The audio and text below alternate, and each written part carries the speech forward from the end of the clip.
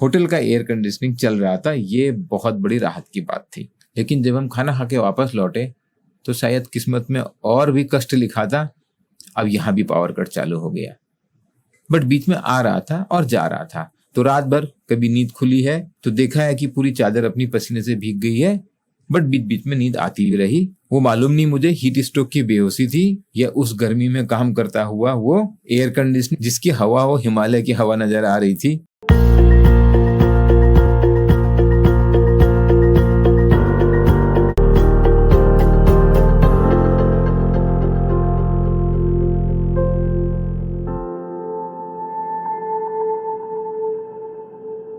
Hi everyone, welcome to iExamBee for 50% faster preparation.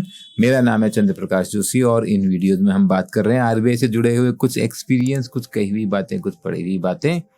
The idea is to demystifying the working of RBI. आज मैं बता रहा हूँ department of banking supervision में inspection का, branch inspection का वो एक एक्सपीरियंस जो मेरी जिंदगी का, मेरे कैरियर का सबसे मुश्किल ब्रांच एक्सपीरियंस हो गया। ये बात है मई के महीने की, मिड ऑफ मई रहा होगा। कोस्टल आंध्रा में वेस्ट गोदावरी में मैं ट्रेवल कर रहा हूँ। मंडे को ब्रांच इंस्पेक्शन शुरू होना था। हम एक दिन पहले ही संडे इवनिंग को वहां पहुंच गए जहां तक ट्रेन जाती थी। I think Eluru district headquarter तक ट्रेन जाती थी। लेकिन उसके बाद जो मेरा एक्सपीरियंस रहा उसके चलते मैंने अपने करियर में एक दिन, पूरे आरबीआई की सर्विस में एक दिन ऐसा किया जो ऑफिशियली अलाउड नहीं था। पहले ये समझते हैं कि इंस्पेक्शन का काम होता कैसे है। तो डिपार्टमेंट ऑफ बैंकिंग सुपरविजन जो बैंकों का इंस्पेक्शन करता है, आज के डेट में बैंकों और एनबीएफसी को एक साथ जोड़ दिया गया, उसको बोलते हैं डिपार्टमेंट ऑफ सुपरविजन। उस टाइम में हम डीबीएस बोलते थे, department of bank supervision. Non banking supervision DNBS तब अलग हुआ करता था। मैं था डीबीएस में। डीबीएस में जब हम इंस्पेक्शन कर रहे हैं बैंकों का, हम ब्रांच इंस्पेक्शन भी करते थे, रीजनल ऑफिस, जोनल ऑफिस भी करते थे, हेड ऑफिस भी करते थे। सब लोग सब कुछ करेंगे जरूरी नहीं है। जिसको जो असाइनमेंट दिया जाएगा उस तरीके से वो इंस्पेक्शन करेगा, और ये डिसाइड होता था डिपार्टमेंट के द्वारा। फॉर्चुनेटली मेरे को अपने करियर में हर टाइप के इंस्पेक्शन करने का मौका मिला, including the inspection of bank treasury जो हेड ऑफिस में मुंबई में होती थी। उसकी बात कभी और करेंगे। आज मैं बात कर रहा हूँ एक रूरल ब्रांच के इंस्पेक्शन का। तो जब ब्रांच इंस्पेक्शन होता है उसमें भी एक सैंपल करने के लिए हमको, क्योंकि ओवरऑल समझना है कोई बैंक कैसा कर रहा है, उसकी हर टाइप की ब्रांच को ले लेते हैं हम। कुछ रूरल ब्रांच, कुछ retail branch, SME branch, mid corporate branch and large corporate branch depending on the size of the portfolio of the branch. कुछ स्पेशलाइज्ड ब्रांच हो सकती है जैसे एक्सपोर्ट क्रेडिट की या ट्रेड फाइनेंस की। ये सब जो सिलेक्शन है ये ऑफिस करता था। एक्चुअली जो पीआईओ की टीम होती थी, प्रिंसिपल इंस्पेक्टिंग ऑफिसर जो हैं, जो पूरे बैंक के इंस्पेक्शन के लिए रेस्पॉन्सिबल है, वो पूरे ऑल इंडिया का ऐसा प्लान बनाते थे। इस केस में सपोज एसबीआई का इंस्पेक्शन हो रहा था, एसबीआई के हेड ऑफिस है मुंबई में, तो मुंबई में हमारे डिपार्टमेंट के जो जनरल मैनेजर पीआईओ होंगे उन्होंने पूरे ऑल इंडिया का प्लान बना दिया। आंध्र प्रदेश में जो ब्रांचेज इंस्पेक्ट करनी है, रीजनल ऑफिस इंस्पेक्ट करने हैं, हेड ऑफिस और लोकल हेड ऑफिस इंस्पेक्शन करना है, वो हमारे डिपार्टमेंट को हैदराबाद ऑफिस में आ जाएगा। उसके बाद हमारा डिपार्टमेंट आइडेंटिफाई करेगा कि कौन से ऑफिसर से कौन सी ब्रांच का इंस्पेक्शन कराया जाए। ऐसी एक छोटी ब्रांच, रूरल ब्रांच का इंस्पेक्शन करने का मुझे यहाँ मौका मिला, जो मेरी लाइफ का सबसे मुश्किल इंस्पेक्शन हो गया। रेलवे स्टेशन के बाद करीब 50 किलोमीटर दूर थी ब्रांच, तो हमने ये सोचा जो नियरेस्ट टाउन है हम वहां पर नाइट स्टे करेंगे। ये बात हमारे साथ एक असिस्टेंट मैनेजर थे, रमेश बाबू साहब, और नाम एज यूजुअल में बदल के बोल रहा हूँ। रमेश बाबू साहब ने पहले से बात कर ली थी कि हमें कहाँ रहना है, किस टाउन में रहना है। अभी तो मैं टाउन का नाम रिकॉल नहीं कर पा रहा हूँ, बट मुझे मालूम है कि हम शाम को जब करीब 5 बजे वहां पहुंचे हैं तो उस टाउन में एक ही होटल है जहां पर एयर कंडीशन रूम अवेलेबल है। ये बात आज से 15 साल पहले की है। हमारे पास कोई ऑप्शन तो था नहीं, तो हम उस होटल में चले गए। और वो थका हुआ पुराना विंडो एसी उस समय मुझे संजीवनी बूटी जैसा लग रहा था। टेम्परेचर तो बाहर रहा होगा, शाम की बात है, थोड़ा 38-40 डिग्री, बट वो महसूस हो रहा है 45-47 डिग्री। इतना ह्यूमिड एनवायरनमेंट है। मुझे लगा कोई बात नहीं, 2 दिन का इंस्पेक्शन कुल है, मैनेज कर लेंगे। और पसीने से तरम हो ही चुके थे, तो अपना बात लेके सोचा आप डिनर कर लेते हैं। जब डिनर करने की बारी आई तो ऐसी मिर्च तो खाने में कभी देखी नहीं। Finally I decided I am happy with curd rice. मैं केवल कर्ड राइस खा सकता हूँ, मुझे कोई कष्ट नहीं है कर्ड राइस खाने में। और उसके बाद अगले 2 दिन तक मैंने केवल कर्ड राइस और इडली खाई है, वो भी मैनेजेबल था। अगले दिन सुबह 8:30 हम रेडी हो गए इडली खा के। रमेश बाबू तो पंक्चुअल आदमी थे, सुबह अपना 5 बजे उठ के थोड़ा मॉर्निंग वॉक भी कराते थे। वो ग्रेड ए ऑफिसर है, साथ में हाँ मेरे से एज और एक्सपीरियंस में काफी बड़े हैं। And he being a local, A Telugu speaking person, most of the चीजें वो मैनेज कर लेते थे। कैसे रेस्टोरेंट में बात करनी है रूम की, या क्या खाने का अरेंजमेंट है, या क्या जाने का अरेंजमेंट है। तो रमेश बाबू ने बताया कि सर ऐसा है, यहाँ से हम जाएंगे एक जीप में, जो बेसिकली एक शेयर्ड जीप है। उस समय हमको अलाउड नहीं था कि हम एक टैक्सी बुक कर सकें, पब्लिक कन्वेंस यूज करना है। और पब्लिक कन्वेंस वहां पे कैसा है, एक जीप जिसमें गांव के लोग लद के चलते हैं। हार्डली 20-25 किलोमीटर का सफर रहा होगा और 8:30 से हम तैयार बैठे हैं। ब्रांच पहुंचते पहुंचते हमें करीब 2.5 घंटे लग गए, 11 से ऊपर हो गया था, क्योंकि वो जीप वाला कभी सवारियां भर रहा है, कभी उतार रहा है। मुझे याद है मैं आगे की ओर बैठा हुआ था, रमेश बाबू जी ने बोला सर आप आगे बैठ जाओ, आपको थोड़ा हवा लगेगी। उन्हें दिख रहा था कि सवेरे सवेरे गर्मी बहुत बढ़ गई है, और कोस्टल रीजन होने की वजह से, ह्यूमिडिटी की वजह से मुझे बहुत कष्ट लग रहा था। खैर जब तक हम ब्रांच पहुंचे हैं तब तक तो एकदम दिन की दोपहर हो गई है, और सूरज इतना तेज लग रहा है, और ह्यूमिड एनवायरनमेंट, मेरी हालत खराब हो रही थी। मेरे को ये समझ में नहीं आ रहा था मैं ब्रांच में जाके कैसे काम करूंगा, कि लक्ष्य वहां पहुंचना हो गया था। एनी हाउ ब्रांच में पहुंचे, छोटी सी branch, and as usual SBI की ब्रांच में कस्टमर्स भी हमेशा बहुत ज्यादा रहते हैं। रूरल ब्रांच में तो भीड़ ही लगी रहती है। ब्रांच में जाने से पहले मैं भगवान से प्रार्थना कर रहा हूँ कि काश वहां पर ब्रांच में एसी हो। और जब मैं ब्रांच के अंदर एंटर किया, देखा वहां पे कोई एयर कंडीशन नहीं है, हॉल में लगे हुए तो कुछ फैन की भी हालत बहुत खराब है। रमेश बाबू ने पूछा ब्रांच मैनेजर किधर बैठते हैं। ब्रांच मैनेजर का केबिन साइड में दिखाई दिया और हम उधर को चले। जैसे ही केबिन का दरवाजा खोला, जान में जान आई, क्योंकि वहां एयर कंडीशनिंग चल रही थी।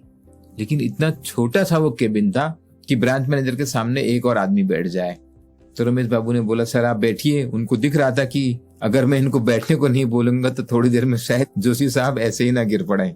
मैं इतना टायर्ड और एग्जॉस्टेड फील कर रहा था, सच में मेरी काम करने की इच्छा नहीं हो रही थी, लेकिन काम तो करना है। अब एसी मिल गया है, कुछ ठंडा वंडा मंगाया उन्होंने पीने के लिए, तो जान में जाना ही। और मुझे लगा कि फटाफट काम शुरू करा जाए, छोटी ब्रांच है, जितने जल्दी हम काम निपटा लेंगे उतने जल्दी यहाँ से निकलेंगे, क्योंकि अभी वापसी में भी तो उड़न खटोले का सफर होने वाला है। मैंने ब्रांच वालों को बोला बैलेंस शीट लाइए, और देखा अरे यहाँ तो मैक्सिमम एडवांसेस एग्रीकल्चर एडवांस है, किसान क्रेडिट कार्ड।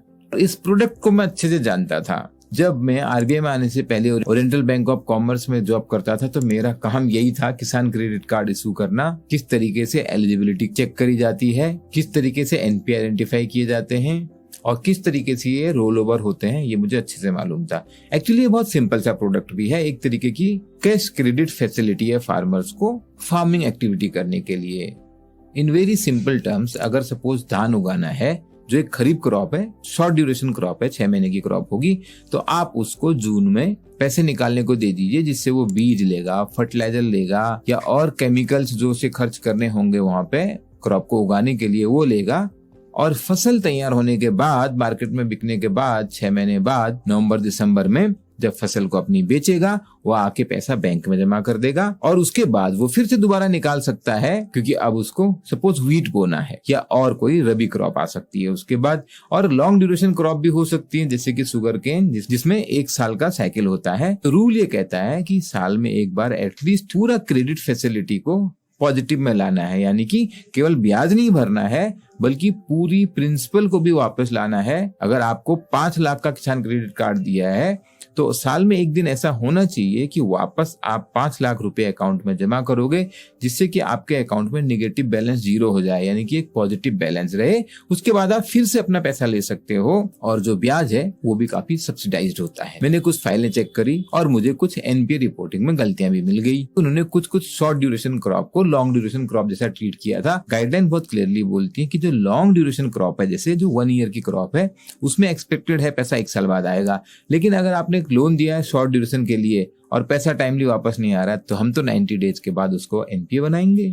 ब्रांच मैनेजर भी काफी कोऑपरेटिव थे, वो बात समझ गए थे। बाकी उसके अलावा छोटे मोटे इश्यूज जो होते हैं, 1-2 घंटा काम में लगने के बाद मुझे काम में और इंटरेस्ट आने लग गया, और क्योंकि ये काम मेरा किया हुआ था तो इजी भी लग रहा था। लेकिन फिर उसके बाद हुआ पावर कट, और दोपहर के 2:30 बज रहे हैं, गर्मी एकदम पीक पे, और अब तो वो ब्रांच मैनेजर के केबिन के अंदर बैठना और मुश्किल हो गया। छोटा सा केबिन, एयर कंडीशनिंग काम नहीं कर रही है, और बाहर का टेम्परेचर तो डेफिनेटली 43-44 होगा, लेकिन महसूस तो हो रहा है मैं 50 डिग्री में हूँ। इतना ह्यूमिड। ब्रांच वाले मेरे को देख के सच में फील कर रहे थे कि यार इनको क्यों ही ले आए यहाँ पे। इसलिए नहीं कि वो मेरे इंस्पेक्शन रिपोर्ट से डरे हुए थे, बल्कि इसलिए कि उनको मेरे पर तरस आ रहा था कि आरबीआई का एक यंग सा ऑफिसर यहाँ फंस गया। बेचारा वाली फीलिंग दिख रही थी उनकी आंखों में मेरे लिए। वैसे तो मैं पहाड़ों में पैदा हुआ हूँ, लेकिन अपनी अधिकतर जिंदगी तो मैंने प्लेन्स में काटी है, तो मुझे गर्मी से ऐसा दिक्कत नहीं होती है। बट वहां सच में ह्यूमिडिटी इतनी ज्यादा थी कि मुझे लग रहा था मुझे हीट स्ट्रोक हो गया है। वो जो जीप में मैं आगे बैठा था, गर्म हवा, ह्यूमिड हवा जो मुझे मार रही थी, शायद उससे मुझे हीट स्ट्रोक हो गया है। ब्रांच में पावर बैकअप तो था, लेकिन वो एसी को सपोर्ट नहीं करता था। अब हम फैन में अपना काम चला रहे हैं और ब्रांच मैनेजर के केबिन की बजाय बाहर आके बैठ गए। हॉल में बेटर लग रहा है। और भी कुछ डॉक्यूमेंट मांगे, स्टेटमेंट देखे। मैंने अपने साथी रमेश बाबू से बोला, आप मैक्सिमम चीज का जीरोक्स ले लीजिए। यहाँ पर जो हालात हैं, मुझे अपने आप पे भरोसा नहीं है कल को मैं इस ब्रांच में आ पाऊंगा या नहीं आ पाऊंगा। 2 ही दिन का इंस्पेक्शन था और मैं अपने नोटिंग्स बनाता जा रहा था। थोड़ा शाम होने लगी तो टेम्परेचर कम होने लगा, तो मुझे लगा अभी कोई जल्दी नहीं है जाने की, क्योंकि दोबारा वो गर्मी लगने वाली है जीप में बैठ के। उससे अच्छा थोड़ा शाम के टाइम में जाएंगे तो मौसम थोड़ा बेटर हो जाएगा और थोड़ा लेट तक अपने काम करते रहे। ब्रांच ने अपनी ओर से कोई कसर नहीं छोड़ी, जितनी भी कोल्ड ड्रिंक वो पिला सकते थे और जो best possible chilled cold drink थी उनके पास, वो उन्होंने अवेलेबल कराई मार्केट से। अनलाइक ए टिपिकल ब्रांच इंस्पेक्शन जहां मेरा पूरा दिमाग इस बात में रहता था कि कोई इंपॉर्टेंट चीज छूट ना जाए मेरे से, यहाँ मेरा पूरा अटेंशन इस बात में है कि मैं वापस होटल रूम तक कैसे पहुंचूंगा। But thanks to the support of the branch staff and my colleague की वापसी में ब्रांच मैनेजर ने बोला, हमारे ऑफिस की एक गाड़ी है, नॉन एयर कंडीशनड है, मैं आपको उसमें छुड़वा देता हूँ। मैंने बोला थैंक यू, कि मैं पहुंच जाऊं वो ज्यादा इंपॉर्टेंट है रादर देन मैं इन लोगों को ऊपर प्रॉब्लम बन जाऊं, मैं यहाँ पे बीमार हो जाऊं। होटल में पहुंचने के बाद फिर से एक बार शावर लिया, थोड़ा आराम मिला और फिर से कर्ड राइस खाया, थोड़ा और आराम मिला।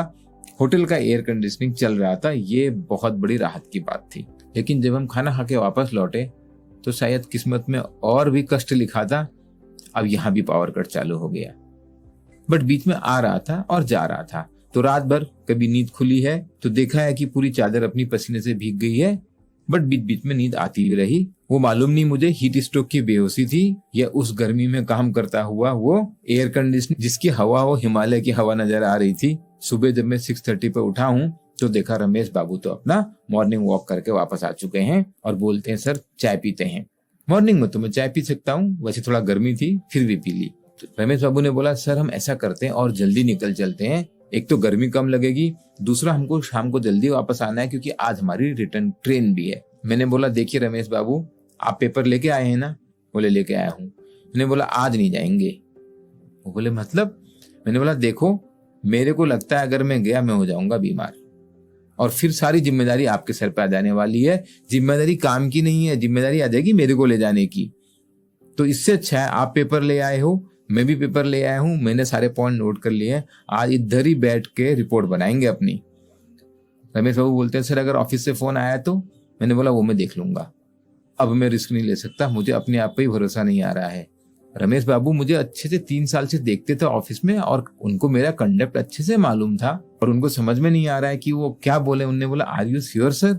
मैंने बोला बिल्कुल श्योर हूं मैं, बीमार पड़ने से, आपके ऊपर मुसीबत बनने से बहुत अच्छा है कि मैं यहाँ रहूं और अपना काम करूं। और बैंक में जो थोड़ा बहुत प्रॉब्लम थी वो हमने देख ली है, उससे ज्यादा वहां पे कोई प्रॉब्लम नहीं है। That I am damn confident. मेरी ड्यूटी कहती है मुझे ऑफिस में जाना चाहिए, लेकिन इस समय मेरी सिचुएशन कहती है मैं वो नहीं कर पाऊंगा और आपको कोई कुछ नहीं कहेगा, ये मेरा डिसीजन होगा। पूरे दिन बैठ के होटल रूम में हमने रिपोर्ट लिखी। कुछ डेटा जो हमको कम पड़ रहा था हमने फोन पे बात करके ब्रांच से ले लिया और हमने उनके साथ जो रिपोर्ट की मेन फाइंडिंग थी वो भी फोन पे डिस्कस कर ली थी। और ब्रांच मैनेजर पिछले दिन का एक्सपीरियंस देख के खुद समझ रहे थे कि शायद हमारा वहां ना जाना ही बेहतर है। हो सकता है वो बेटर ही फील कर रहे हो। कौन चाहता है कि आरबीआई का इंस्पेक्टर सर पे आके बैठ जाए। शाम की ट्रेन लेके अगले दिन सुबह हम हैदराबाद पहुंच गए और इस तरीके से मेरा ये छोटा 2 दिन का इंस्पेक्शन मेरी लाइफ का सबसे टफ इंस्पेक्शन बन गया, मेरे लिए लाइफ लॉन्ग मेमोरीज। दोस्तों इस तरीके की बातें मैं आपको बता रहा हूँ इस सीरीज में। कुछ एक्सपीरियंस बहुत अच्छे भी हैं और कुछ एक्सपीरियंस बहुत टफ भी हैं and I believe that these are helping in demystifying the job at RBI. क्योंकि सच्चाई ये है आरबीआई की जॉब के बारे में ज्यादा कुछ मार्केट में लोग बोलते नहीं हैं और क्यों नहीं बोलते हैं इसकी बात मैं कभी और करूंगा। आपको ये वीडियो अच्छा लगा हो तो प्लीज लाइक कीजिए, शेयर कीजिए, चैनल को सब्सक्राइब कीजिए और याद रखिए we are here to make your job preparation 50% faster. All the best.